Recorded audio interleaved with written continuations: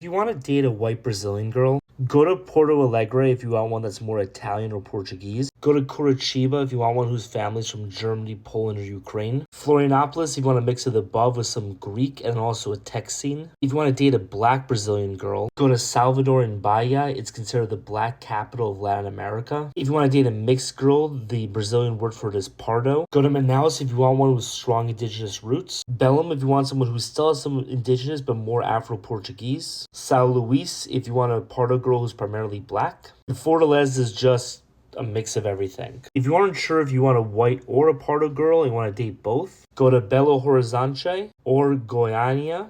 Both used to be primarily white, but have seen a lot of interior migration from the northeast. Okay, you might be asking, what about Rio de Janeiro? Rio is the largest, most diverse mix of all. It used to be majority black during slavery as the entry point to the interior of Brazil. At the same time, it was the capital of the Portuguese colony, so it had a huge, wealthy white population, which is concentrated in places like Zona Sul today. Once slavery was abolished, they consciously tried to bring in more of a white population in a policy that was known as the branqueamento, or the whitening. You know what? I'll make a separate video about all this. Sao Paulo is incredibly mixed with its own history and branqueamento policy. One thing that's interesting about it is that it has a lot of ethnic enclaves, including the largest Japanese population in Latin America.